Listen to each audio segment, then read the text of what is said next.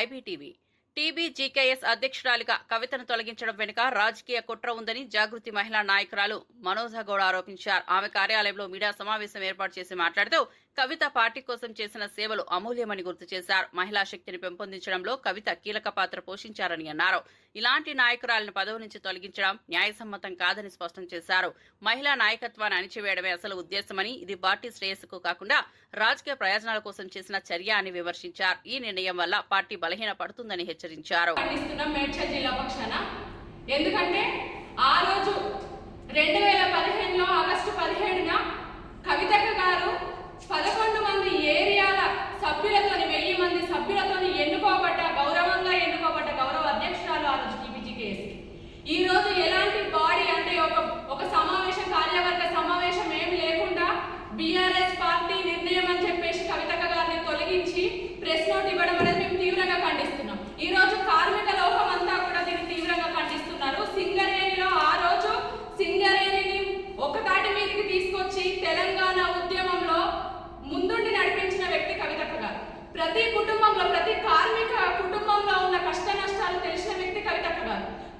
ప్రతి 11 ఏరియాలు పాదయాత్ర చేసి తిరిగి కార్మికులకు ఎప్పుడు తోడున్న వ్యక్తి కవితక్క గారు. వాళ్ళ ఇంట్లో ఆడబిడ్డగా ఉండి ఏదైతే ఆ రోజు కాంగ్రెస్ గవర్నమెంట్ ఉన్నప్పుడు ఏదైతే డిపెండెంట్ ఉద్యోగాలు లేకుండా ఉండి కార్మికులు ఎంత బాధపడ్డారో అది గుర్తించిన కవితక్క గారు కేసీఆర్ గారి దగ్గరికి వెళ్ళి ధైర్యం ఉన్న ఒకే ఒక నాయకురాలు తను.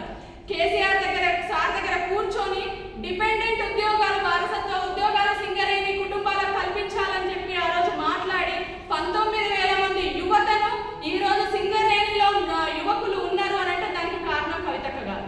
మహిళలకి సింగరేణిలో వారసత్వ ఉద్యోగాలకి మహిళా కార్మికులు, సింగరేణి కార్మికులు లేరు, మహిళలకు కూడా వారసత్వ ఉద్యోగ అవకాశాలు కల్పించాలి అని చెప్పి మాట్లాడింది కవితక్క గారు.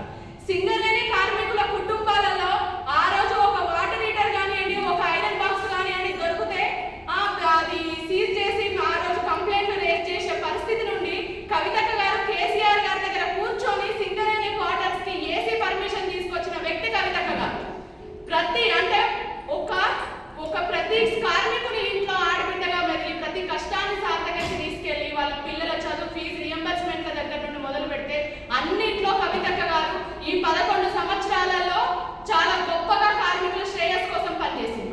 అలాంటి కవితక్క గారిని ఈ రోజు తొలగించడం అనేది మేము ఒక సింగరేణి కార్మికుని బిడ్డగా నేను ఈ రోజు తీవ్రంగా ఖండిస్తున్నాను. ఎందుకంటే ఇది మంచి పద్ధతి కాదు, టీబీజీకేఎస్ కి ఇది సరైన పద్ధతి కాదు. ఈ రోజు సింగరేణి ఏరియాలలో ప్రతి ఒక కార్మికుని కదిలించి అడగండి, ఈ రోజు బాధపడుతున్నారు. ఎందుకంటే టీబీజీకేఎస్ కి కవితక్క గారికి తెలంగాణ సింగరేణి కార్మికులకు ఉన్నది ఒక అనుబంధం. ఆ అనుబంధాన్ని ఈ రోజు మీరు చేస్తున్న ఇలాంటి చర్యలతో అవేం తెచ్చేది కాదు. కవితక్క గారు ఎక్కడున్నా కూడా సింగరేణి జాగృతి పక్షాన తప్పకుండా కార్మికుల పక్షాన కొట్లాడతారు. మేము ఈరోజు సింగరేణి కార్మికులు తెలియజేస్తున్నా, ఎవరు కూడా అధైర్యపడద్దు. కవితక్క గారు మా జాగృతి